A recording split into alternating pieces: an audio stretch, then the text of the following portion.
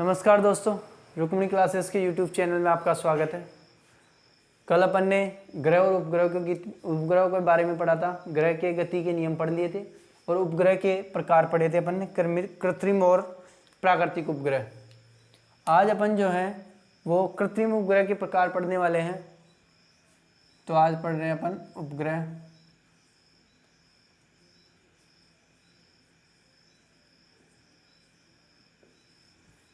अपन पढ़ेंगे कृत्रिम उपग्रह के प्रकार।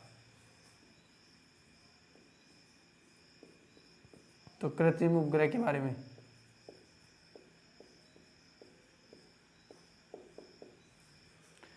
कृत्रिम उपग्रह जो है मुख्य रूप से वो दो प्रकार के होते हैं। जो पहला प्रकार है अपना कृत्रिम उपग्रह का, वह है भू-स्थिर उपग्रह।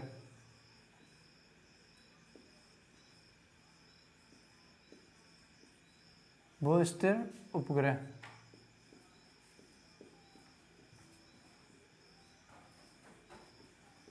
जो भू-स्थिर उपग्रह होते हैं ये पृथ्वी की गति के समान गति करते हैं। ये पृथ्वी के घूर्णन के समान घूर्णन करते हैं। ये भी मतलब पृथ्वी एक चक्कर 24 घंटे में पूरा करती है जिस प्रकार, उसी प्रकार ये भी पृथ्वी के गति के समान गति करते हैं। इसके कारण ये पृथ्वी पर स्थित किसी व्यक्ति को, जैसे ये कोई व्यक्ति है जो पृथ्वी पर स्थित है और ये कोई उपग्रह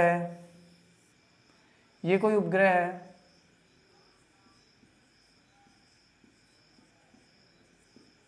ये इस व्यक्ति को स्थिर दिखेगा क्योंकि ये जो पृथ्वी के चारों ओर कक्षा में गति कर रहा है वो पृथ्वी की गति के समान गति से गति कर रहा है, समान गति से घूर्णन कर रहा है पृथ्वी के चारों ओर। इसके कारण ये यहाँ खड़े किसी ऑब्जेक्ट को स्थिर दिखाई देगा। तो ये क्या कहलाता है? भू-स्थिर उपग्रह। पृथ्वी से देखने पर ये स्थिर दिखाई देते हैं। इनकी ऊंचाई होती है लगभग 36,000 किलोमीटर की ऊंचाई पर ये छोड़े जाते हैं और ये संचार के लिए उपयोग में किए जाते हैं। ये उपग्रह संचार हेतु उपयोग होता है इनका।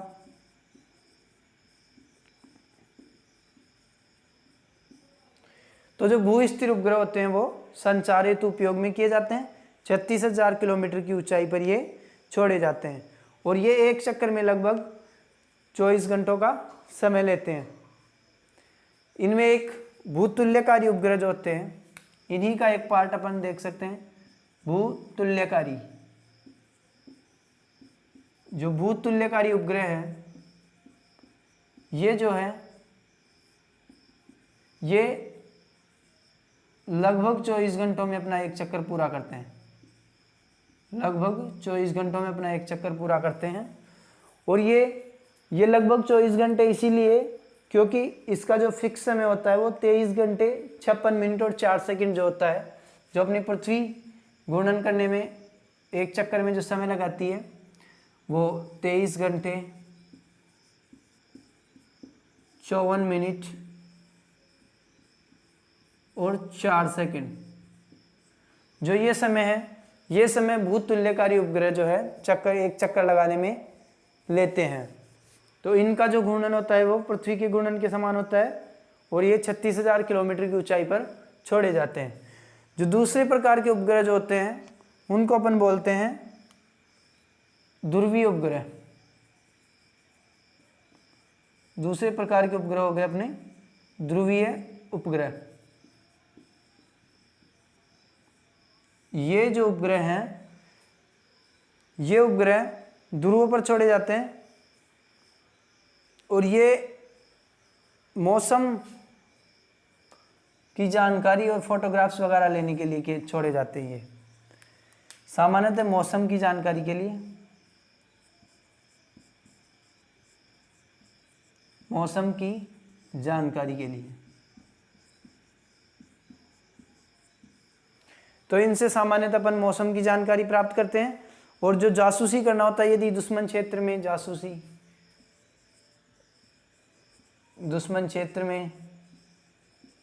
जासूसी के लिए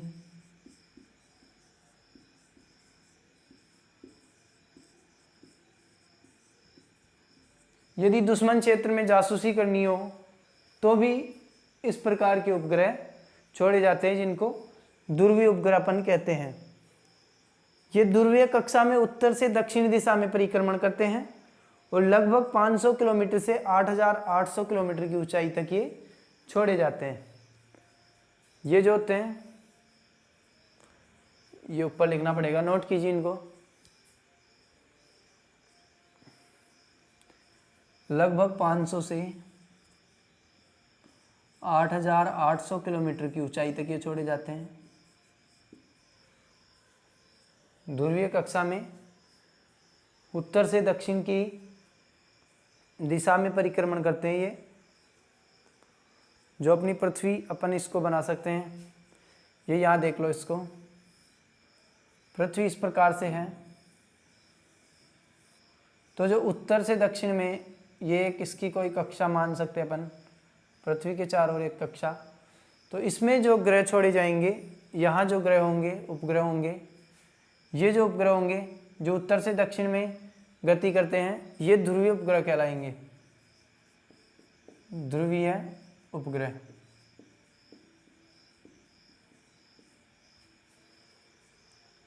ये भूइष्ठ उपग्रह आपने लिख लिया होगा। तो ये ध्रुवीय उपग्रह है और ये 500 से 8800 मीटर की ऊंचाई पर, 8800 किलोमीटर की ऊंचाई पर छोड़े जाते हैं। और इस प्रकार से जो ये पृथ्वी है, पृथ्वी के चारों ओर उत्तर से दक्षिण में गति करते हुए, उत्तर से दक्षिण में ये परिक्रमण करते हैं। इन ग्रहों का जो आवर्त काल है वो 84 मिनट होता है लगभग। तो इनका जो आवर्त काल है, इनका आवर्त काल लगभग 84 मिनट होता है, लगभग 84 मिनट होता है। जितने भी, इनको उदाहरण के लिए अपन देख सकते हैं, जितने भी पीएसएलवी सीरीज के जो प्रक्षेपण किए जाते हैं, जो उपग्रह छोड़े जाते हैं, वो सभी किसके अंतर्गत आते हैं, ध्रुवीय उपग्रह के अंतर्गत आते हैं। इनका कार्य, इनको अपन मौसम की जानकारी में, दुश्मन क्षेत्र में जासूसी करने के लिए इनमें यूज़ करते हैं। इसके अलावा भी अपन इनका यूज़ करते हैं, जैसे ओजोन की, जो ओजोन का छिद्र O3 है, O3 की जानकारी प्राप्त करने के लिए इसका उपयोग किया जाता है। O3 की जानकारी प्राप्त करने के लिए भी ध्रुवीय उपग्रह का उपयोग किया जाता है। नोट कीजिए इनको।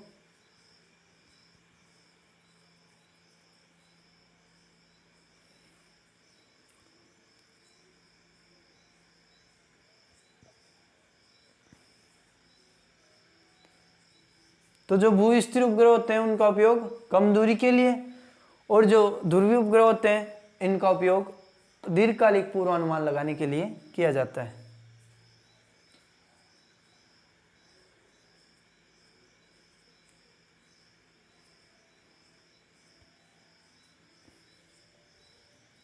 इसके आगे अपन देखते हैं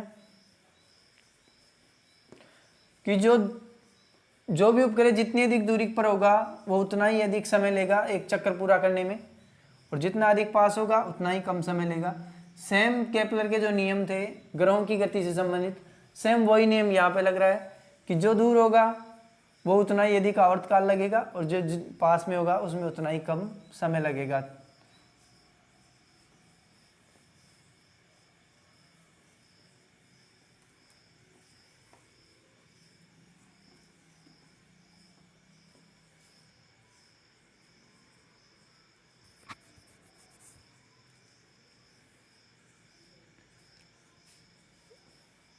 तो जो उपग्रह होते हैं उनका कक्षीय वेग जो है,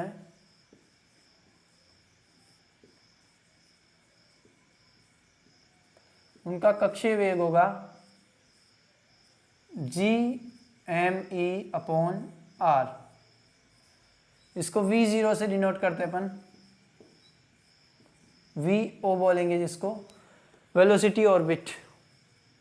जो कक्षीय वेग होगा Gme/r होगा।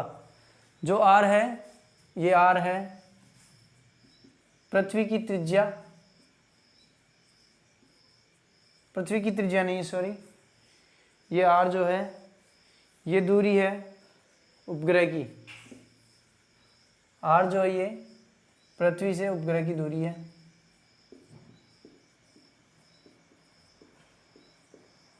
पृथ्वी से उपग्रह के मध्य की जो दूरी है वो है,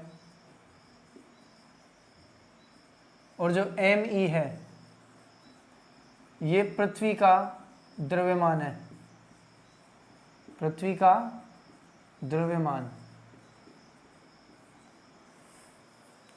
तो जो ME का मान है वो है 5.98 इंटू 10⁻⁴।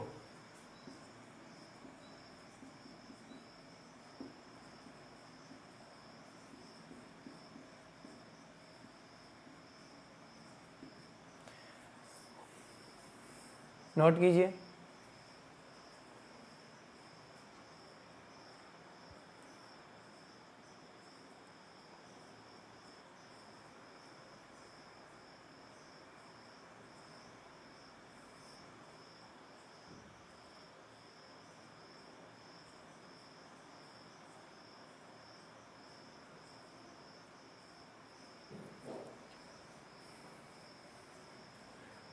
तो ये जो देखा अपन ने, इससे एक चीज़ क्लियर होती है अपने को कि जो कक्षीय वेग है, उपग्रह का जो कक्षीय वेग है, ये जो वेग होगा ये उपग्रह का वेग होगा, जो कक्षा में उपग्रह गति करेगा उसका। तो ये जो V0 है वो किस पर डिपेंड करेगा? एक तो ME पर डिपेंड करेगा, मतलब पृथ्वी के द्रव्यमान पर डिपेंड करता है ये, न कि उपग्रह के द्रव्यमान पर। और एक ये चीज़ डिपेंड करेगा त्रिज्या पर नहीं, सॉरी, पृथ्वी से उपग्रह के मध्य की जो दूरी है उस पर डिपेंड करेगा। तो ये जरूरी नहीं कि कोई भारी उपग्रह है तो उसका वेग कम होगा, कोई हल्का उपग्रह तो उसका वेग अधिक होगा, ऐसा कुछ नहीं है। ये केवल द्रव्यमान पर, जो पृथ्वी के द्रव्यमान पर, और साथ में r पर जो उन दोनों के बीच की दूरी है उस पर निर्भर करेगा। इसका मतलब ये इससे साफ जाहिर होता है कि जितनी अधिक दूरी पर उपग्रह होगा उतनी उसका वेग कम होगा। दूरी पर उपग्रह तो वेग क्या होगा? तो वेग कम होगा। इसका क्या कारण है कि r का मान जितना बढ़ेगा v का मान उतना ही कम होता जाएगा। तो दूरी बढ़ने पर वेग कम होता जाता है। वैसे ही यहाँ पर जो पृथ्वी का द्रव्यमान है वो तो फिक्स रहने वाला है, पृथ्वी के द्रव्यमान से कोई खास फर्क नहीं पड़ने वाला। तो जो r है, दूरी है, उससे फर्क पड़ने वाला है अपने जो उपग्रह के वेग पर। उपग्रह का वेग कम या ज़्यादा पृथ्वी से दूरी पर निर्भर करेगा। नोट कीजिए इनको। तो दूरी के व्युत्क्रमानुपाती है और जो द्रव्यमान है उसके समानुपाती है।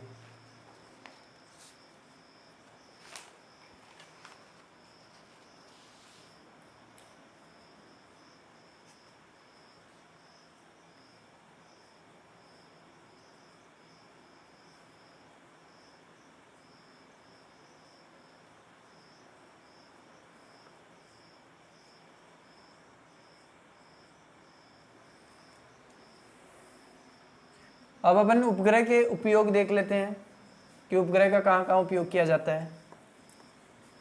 कुछ सामान्य से उपयोग होते हैं जो वो अपन देख लेते हैं। वैसे अपन ने उदाहरण जो 7 की 7 उदाहरण दिए थे वो तो थे, लेकिन उनके अलावा भी कुछ अपन उपयोग देख सकते हैं इनके।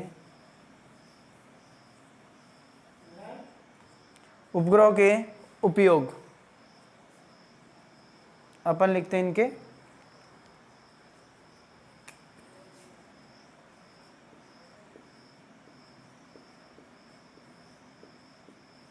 जो पहला अपन उपयोग लिखते हैं वो है संचार माध्यम में। संचार में उपग्रह का उपयोग किया जाता है। संचार में उपग्रह का कैसे उपयोग किया जाता है? हम जो भूस्थिर उपग्रह छोड़ते हैं वो किसी फिक्स जगह पर रहते हैं। वो पृथ्वी से हमेशा, जो पृथ्वी है उसके साथ साथ, जैसे ये कोई स्थान है पृथ्वी पर, यहाँ पर कोई उपग्रह है तो यहाँ से ये इसके साथ साथ, जब ये पृथ्वी घूर्णन करेगी जैसे ही, वैसे ये भी इसके साथ साथ घूर्णन करेंगे, क्योंकि इनका वेग पृथ्वी के वेग के बराबर होता है और ये इनके साथ साथ घूर्णन करते हैं और यहाँ से स्थिर दिखाई देते हैं। इसके कारण भूस्थिर उपग्रह कहलाते हैं। ये एक भूस्थिर उपग्रह है। तो ये जो उपग्रह है वो अपने पृथ्वी पर संचार के लिए उपयोगी होता है, क्योंकि ये अपनी सब स्थिति चेंज नहीं करता, जहाँ स्थिति होती है उसके साथ ही चलता रहता है। दूसरा है सूर्य व अंतरिक्ष की विकिरणों की, वह अंतरिक्ष विकिरणों की, अंतरिक्ष विकिरणों के अध्ययन में।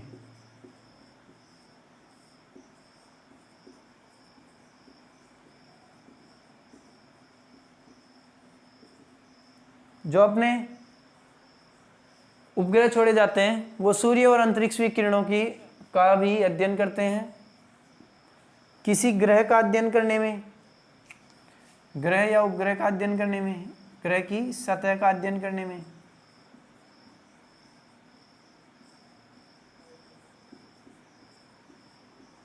जैसे भारत के द्वारा मंगलयान छोड़ा गया मंगल के अध्ययन के लिए, चंद्रयान फर्स्ट और चंद्रयान सेकंड चंद्रमा के अध्ययन के लिए छोड़ा गया। इसी प्रकार से जो ग्रह की सतह के अध्ययन के लिए भी अपन क्या करते हैं, वो इसका उपग्रह का उपयोग करते हैं।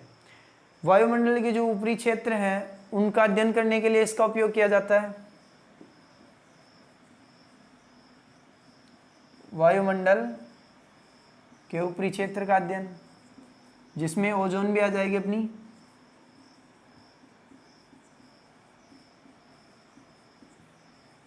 अपन ने पढ़ा कि ध्रुवीय जो उपग्रह होते हैं उनका उपयोग अपन ओजोन परत का पता लगाने में भी करते हैं। अगला देखते हैं मौसम पूर्वानुमान में। जो राडार सिस्टम होता है एक प्रकार का उपग्रह ही है। मौसम पूर्वानुमान, तो इन सब के अलावा अपन कई जगह पर यूज़ करते हैं, जैसे और इनके अलावा अपन लिख सकते हैं खनिजों का पता लगाने में।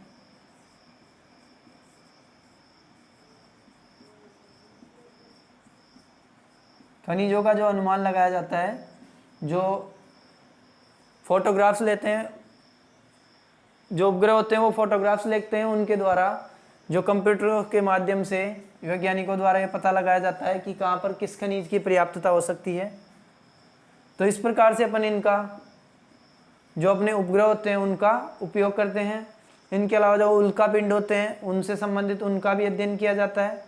ग्रहों का अध्ययन का अपन ने लिख लिया, और उल्का पिंड वगैरह, साथ में किसी दूसरे देशों की जासूसी करनी हो तो उसका भी अपन उससे भी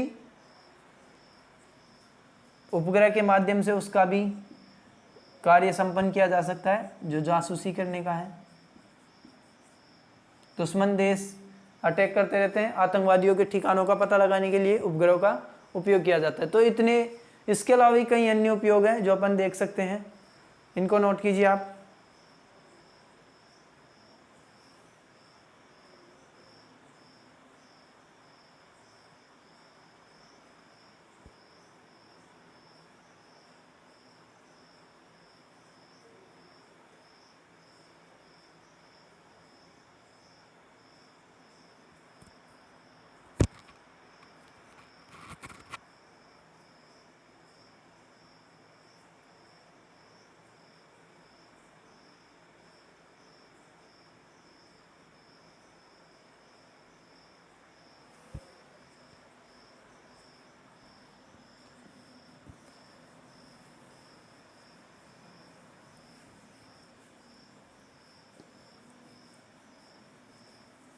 अब उपग्रह का प्रक्षेपण यदि अपन करते हैं तो उसके लिए ऊर्जा की भी आवश्यकता होती है।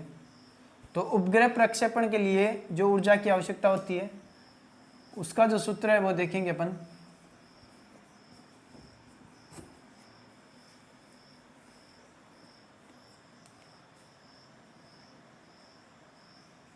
उपग्रह प्रक्षेपण की ऊर्जा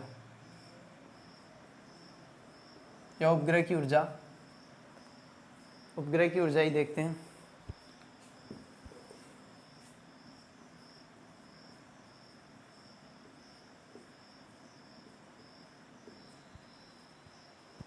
तो जो उपग्रह है उसको यदि अंतरिक्ष में छोड़ा जाएगा तो उसके लिए उसमें ऊर्जा की आवश्यकता होगी, जो उसकी बंधन ऊर्जा कहलाती है।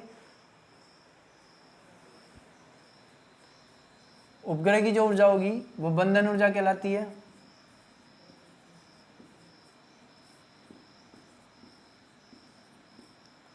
और और ये जो बंधन ऊर्जा होती है इसका मान होता है G M capital M upon 2r।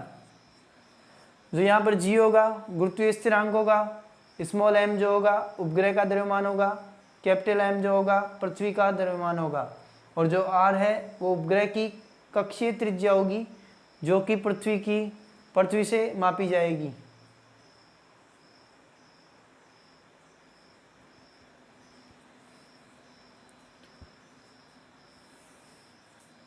यहाँ लिख देते हैं अपन, जी क्या होगा गुरुत्वाकर्षण स्थिरांक या गुरुत्वीय स्थिरांक,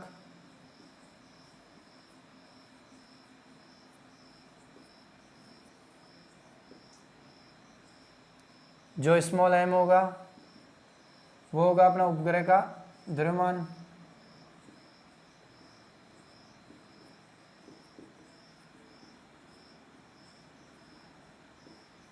जो कैपिटल एम होगा वो होगा पृथ्वी का द्रव्यमान,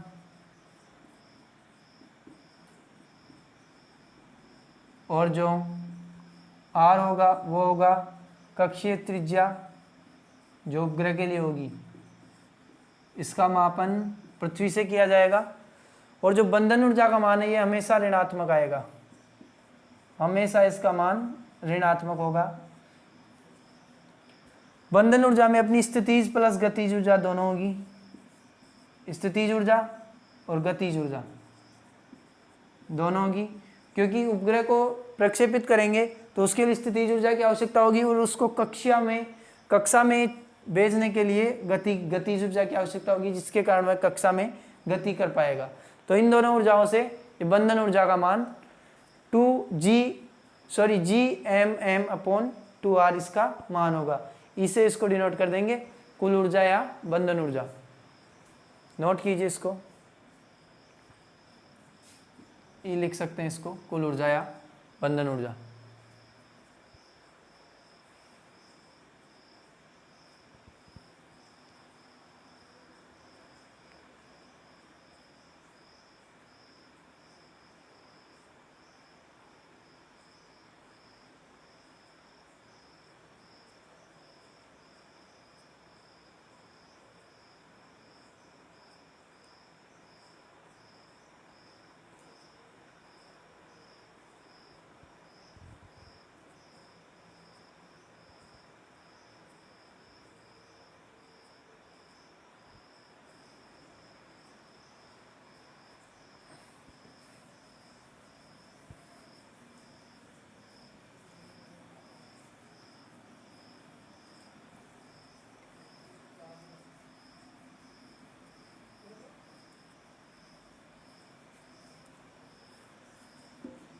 अगला जो है पलायन वेग।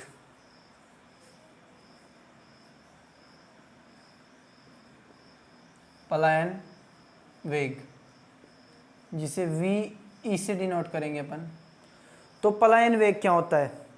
पलायन वेग वह वेग होता है जिस वेग से यदि पृथ्वी से किसी वस्तु को भेजा जाए तो वह दोबारा पृथ्वी पर नहीं आ पाएगा, मतलब पृथ्वी के गुरुत्वाकर्षण को वो पार कर जाएगा। मतलब पलायन वेग क्या होगा? वह वेग जो पृथ्वी के गुरुत्वाकर्षण को पार कर जाए, मतलब गुरुत्वाकर्षण पार कर जाएगा। ये गुरुत्वाकर्षण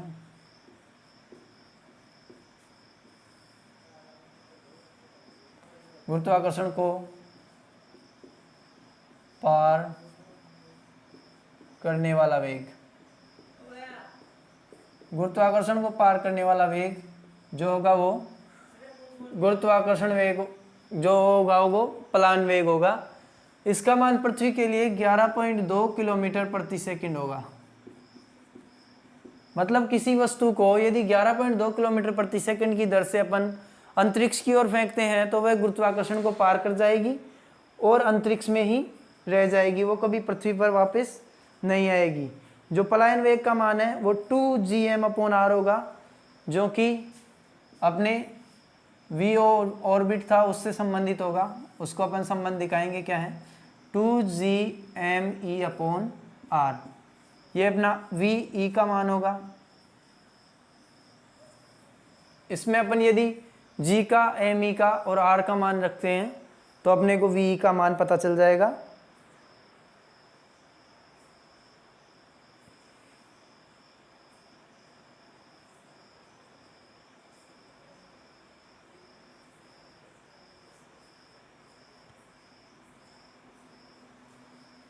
अपन ने देखा था जो अपना वी ओ का मान था, वी ऑर्बिट जो था वो G M E upon R था। तो अपन यदि इन दोनों में संबंध निकाले तो जी V E 2 GME upon R है, तो इसको अपन लिख सकते हैं V E is equals to √2 V O. ये जो अपना संबंध है ये पलायन वेग और कक्षीय वेग का संबंध हो गया। पलायन वेग और कक्षीय वेग का जो संबंध है वो √2 वी ओ होगा।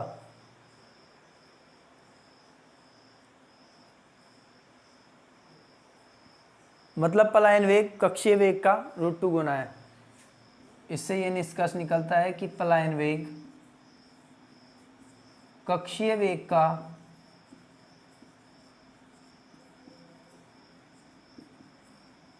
√2 गुना है।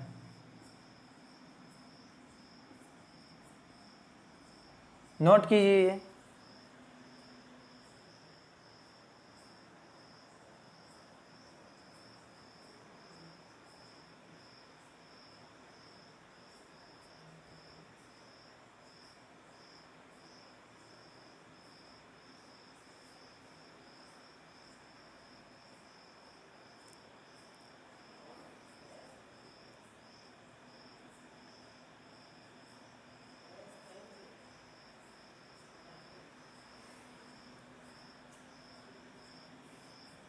इनका तो अपन ने जो मान है जी का मान अपन ने लिख लिया, गुरुत्वाकर्षण स्थिरांक है, एम ई जो है पृथ्वी का जो मास है, द्रव्यमान है, और आर जो है वो ग्रह से दूरी है पृथ्वी की, जिसको अपन कक्षीय त्रिज्या बोलेंगे।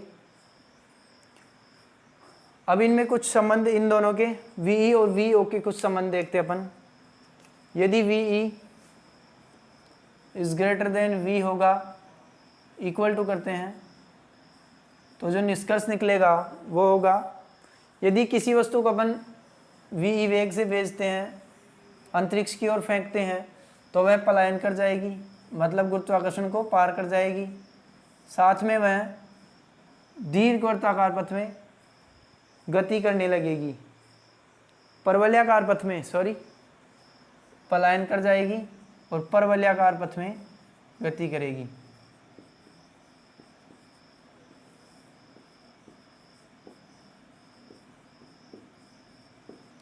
और यदि वी का मान वी के मान से ज़्यादा यदि वी का मान रखे तो जो अति परवलयाकार क्षेत्र में यह गति करेगी। यदि वी से ज़्यादा रखे वेग, मतलब जो अपना पलायन वेग है उससे भी ज़्यादा वेग से अपन यदि गति कराते हैं तो भी पलायन कर जाएगी वस्तु, पृथ्वी से पलायन कर जाएगी, मतलब गुरुत्वाकर्षण क्षेत्र को पार कर जाएगी और ये अति परवलयाकार क्षेत्र में गति करेगी, अति परवलयाकार गति करेगी। ये अति परवलयाकार गति करेगी। इसी प्रकार जो वी ऑर्बिट है, वी ऑर्बिट में यदि अपन वी ऑर्बिट से कम वेग से किसी वस्तु को फेंकते हैं तो वो वृत्तीय पथ में नहीं रहेगा, अपितु वह सर्पिल पथ में गति करेगा। जो वीओ था, वीओ जिसको अपन कक्षीय वेग बोलेंगे, यदि वी ओ से कम होगा वेग कम होगा तो यह सर्पिल पथ में गति करेगा।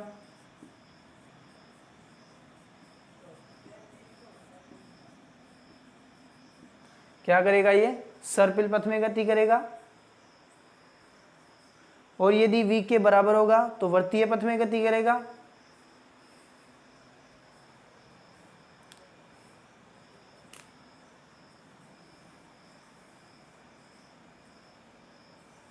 vo यदि v के बराबर होगा तो जो वर्ताकार पथ होगा वो, ये किसी उपग्रह का पथ है, ये वृत्ताकार पथ होगा। और यदि vo का मान कम हो गया v से तो यह होगा दीर्घवृत्ताकार पथ में गति करेगा। दीर्घवृत्ताकार पथ। मतलब ये है कि यदि किसी वस्तु को या किसी उपग्रह को किसी उपग्रह की बात करते हैं, क्योंकि वी ऑर्बिट उपग्रह से संबंधित है, और जो वी है कक्षीय वेग, जो पलायन वेग है, उसको अपन किसी वस्तु से संबंधित भी देख सकते हैं। तो यदि पलायन वेग से ज़्यादा से अपन पलायन वेग के बराबर से अपन यदि कोई वस्तु अंतरिक्ष में फेंकते हैं तो वह परवलयाकार पथ में गति करेगी, और यदि पलायन वेग से ज़्यादा कर देते हैं बराबर में, तो वह परवलयाकार पथ में गति करेगी, लेकिन पलायन तो फिर भी करेगी। और यदि उससे ज़्यादा से फेंकते हैं तो वो पलायन कर जाएगी और अति परवलयाकार पथ में गति करेगी। लेकिन यदि किसी उपग्रह को अपन जो कक्षीय वेग है उससे कम में फेंकते हैं तो वह सर्पिल पथ में गति करेगा। यदि कक्षीय वेग के बराबर वेग में फेंकते हैं तो वर्ताकार पथ में गति करेगा। और यदि कक्षीय वेग से अधिक वेग से अपन यदि प्रक्षेपित करते हैं उपग्रह को तो वह दीर्घवृत्ताकार पथ में गति करेगा। तो इस प्रकार से अपन ने देखा कि जो पलायन वेग है और जो कक्षीय वेग है किस प्रकार एक दूसरे से संबंधित हैं। नोट कीजिए इनको।